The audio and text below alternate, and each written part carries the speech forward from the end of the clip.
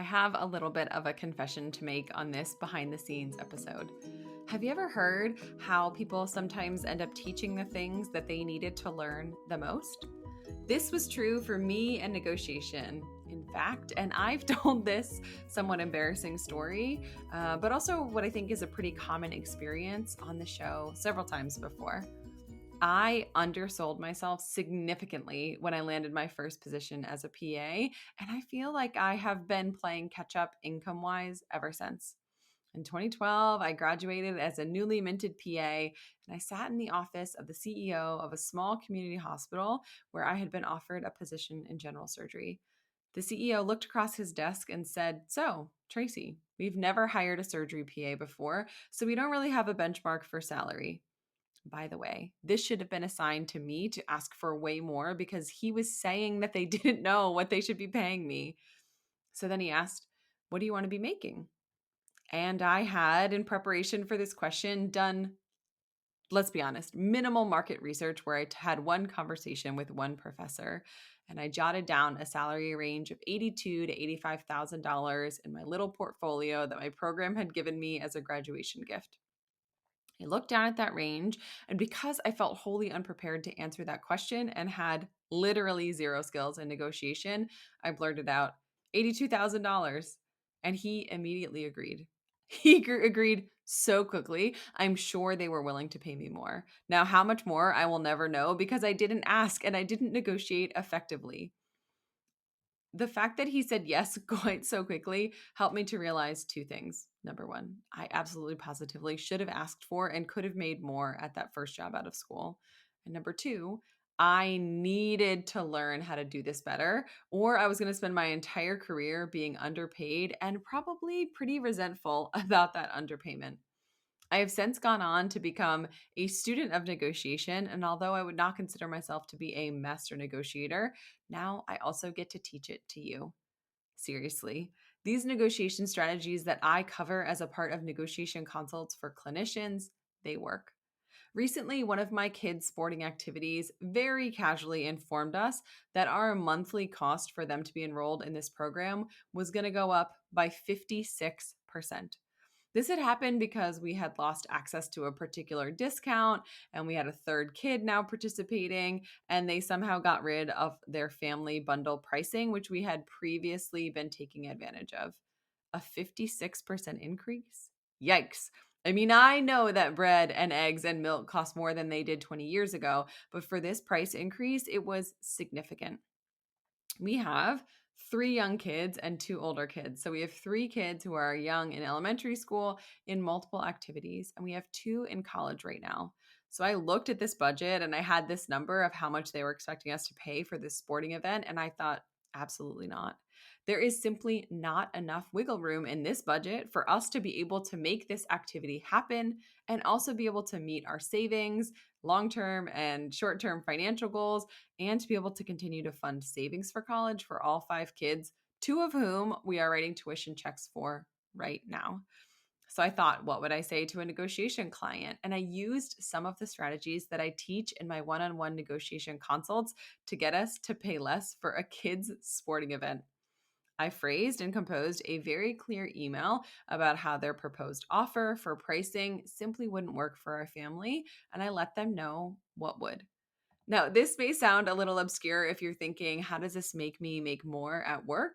But when someone offers you a job, they are saying, here's our proposed offer. And you have an opportunity to reply, "Thank you so much. What a generous offer. However, in order for this to work for me financially, X, Y, and Z have to be true." So, this is specifically the formula that I used as a part of this email to this sporting event director. And you can use this, steal this, copy it down, make some notes right now. So, the formula I used was first to start with gratitude, then to offer a summary of the situation, and then to add an if then sentence. So the gratitude, I said, "Thank you so much for confirming these numbers for us. We really appreciate it.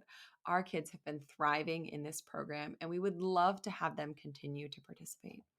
Then I shared a summary of the situation. I said, to be completely honest, the amount that we've already been paying was a little bit of a stretch for our budget. Our two oldest kids are in college, so we're writing tuition checks, and that has stretched our budget even further. And then I followed up with the if then. In order for us to continue to invest in this sport for our kids and for our budget to balance, we can swing X number of dollars per month. Is there a way that we can have all 3 kids enrolled in this, that, and the other program at X dollars a month? I sent this email, and there's something about emailing that is a little less stressful than having this conversation in person, because it gives you the time to sort of put it together and proofread it and really think about what you're going to say in advance. It's a really great way to hone and practice your negotiation skills. So I sent this email. I'll tell you what they said in just a minute. I just want to tell you one other thing about how we came up with this number. So here are a few things that I did when I was coming up with that number of how many dollars per month we'd be willing to pay. I did actually look at our budget and see what we could do on a monthly basis that seemed reasonable relative to our savings goals and relative to the college tuition that we're paying. Now, our 2 older ones are going to be both in college this year and next year simultaneously. So I chose a number that was odd.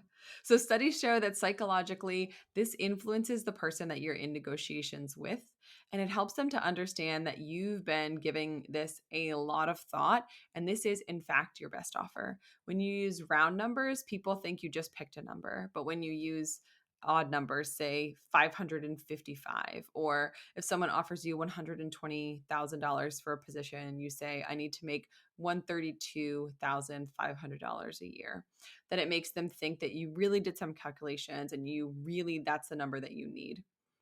So the leader of the program called me to discuss this, and they actually said, I can see that you've given this a lot of time and thought and that you didn't just make this number up. And it was true. We didn't just throw out a number. We chose a number that would work for us, and also that was an increase in the amount that we would pay monthly.